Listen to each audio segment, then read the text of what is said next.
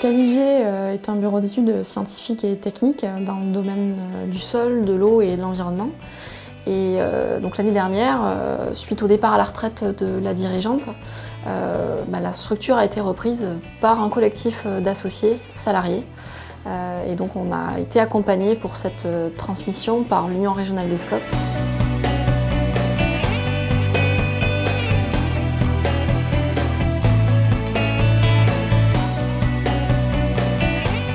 Alors pourquoi une SCOP? Parce qu'on avait quelques personnes qui déjà étaient un petit peu sensibilisées à ce type de structure et qui auront petit à petit amené l'idée auprès des salariés. Et puis en fait ça nous est apparu comme une évidence de se dire qu'on pouvait être nous-mêmes acteurs de notre outil de travail et qu'on pouvait l'amener où on le voulait.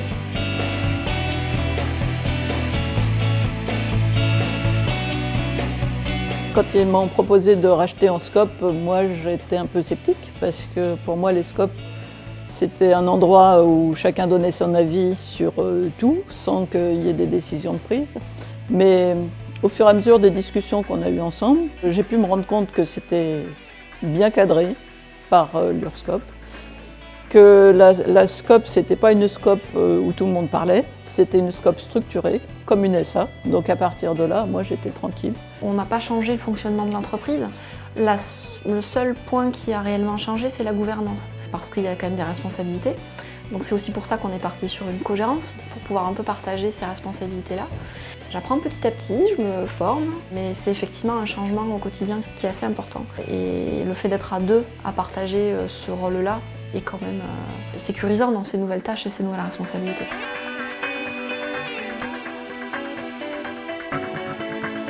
D'un point de vue personnel, j'ai voulu m'engager dans cette aventure-là pour garder une stabilité d'emploi, pour me permettre aussi de démarrer une nouvelle expérience, c'est-à-dire qu'on devient propre acteur de notre avenir professionnel.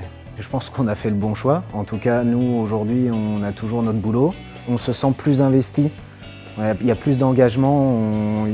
La motivation principale, c'est qu'on travaille pour nous aujourd'hui. Et donc, du coup, il y a plus d'engagement et on va être plus précautionneux peut-être avec nos outils de travail ou avec les véhicules. Enfin, voilà, on est plus attentif à la gestion de l'entreprise.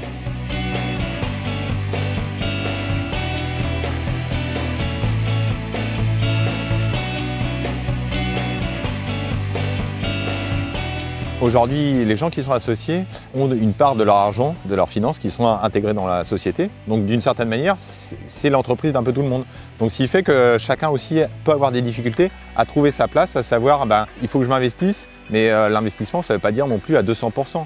Il faut rester dans un investissement qui reste raisonnable et la vie personnelle ne doit pas en pâtir. Mais aujourd'hui, on est sur le travail pour que chacun trouve sa position et justement puisse en mode de SCOP pouvoir dire ce qu'il a à dire.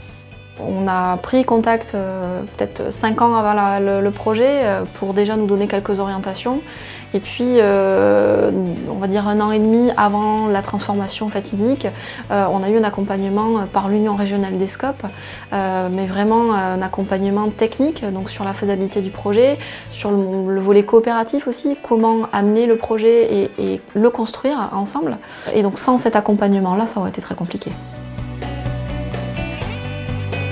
Le travail d'accompagnement se fait en 1 an et demi, ce qui permet à la direction qui cède l'entreprise de vraiment travailler la succession des compétences, mais aussi de la gouvernance en douceur. Ça permet aussi de rassurer des éventuels partenaires, des éventuels banquiers, puisque dans une transmission en SCOP, il y a bien une conservation du numéro SIRET, de la personnalité morale de l'entreprise.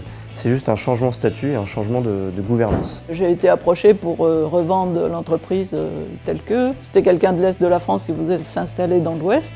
Donc a priori j'aurais pu vendre aussi, mais ça ne m'intéressait pas parce qu'il y a eu des exemples négatifs dans la région, au moins un, puisque c'était une entreprise comme la nôtre qui a été rachetée et qui a fait faillite au bout de quelques années. Donc je trouvais ça dommage d'avoir fait quelque chose et qu'il y ait autant de salariés qui restent sur le carreau. Donc les salariés se prennent en charge. Après, c'est leur rôle de pérenniser l'entreprise. Même si moi, je ne m'implique plus dans l'entreprise puisque je considère que c'est leur société, c'est plus la mienne. Mais c'est quand même satisfaisant de savoir que ça continue, et que ça continue bien, ça continue mieux, parce qu'il y a du sang neuf.